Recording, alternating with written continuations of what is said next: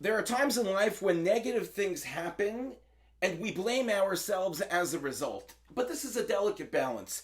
Chazal tell us that when something happens to someone which is negative, yifashmesh b'masav, they should look into their actions. But at the same time, there's a delicate balance, because if I didn't do well on an exam, and I know that I didn't study that well for the exam, then I know who is to blame. It's my studying. If I was making a presentation at work and I didn't feel like I did well, but I know that I didn't prepare well enough for the presentation, so I know the negative thing happened, that it wasn't a good presentation, but it was because of me. Yet when things happen that are beyond our control, is that something that we should look at and blame ourselves for? Or is it something that we say is beyond our control? And that's where the delicate balance is. In the beginning of our parsha, the Torah tells us that Aaron HaKohen was instructed to light the menorah. And Rashi says that after the end of last week's parsha, after the Nesiim, the heads of the tribes, the princes of the tribes, brought their offerings to the Mishkan, when it came to the celebration of the inauguration of the Mishkan, Aaron, having seen that he didn't offer anything, and having seen that Hashem's presence did not come down to rest in the Mishkan, Chalsha Daito, which means that Aaron's mind became weak. He became sad. He became concerned, first of all, because he didn't contribute anything, not him, nor his Shevet, nor his tribe.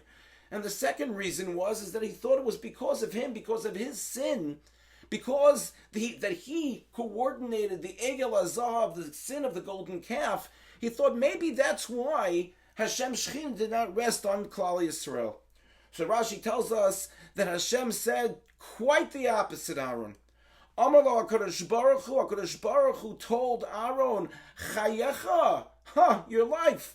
Shelcha, what is yours? What is yours to do in the Mishkan, to light the menorah? Gedola Mishelahem is greater than anything that the Nesiim, the princes, could have possibly offered, because you are going to light the menorah forever in the Mishkan, and your children, your descendants, will light in the Beis HaMikdash, and even beyond the Beis HaMikdash, as the Ramban explains, that after the Beis HaMikdash was to be destroyed, even though there won't be any korbanos, but there would still be candles. How so? Because it would be the descendants of Aaron, the Bnei Chashmonai, who would establish that candles be lit in every Jewish home during Hanukkah because of the miracle of Hanukkah. So the idea of the lighting of the menorah would always continue throughout history. And here was Aaron, with Chal Shadato, he already drew conclusions in his mind as to why Hashem Shechina was not resting on the Jewish people, and that was not, in fact, the reason and the case,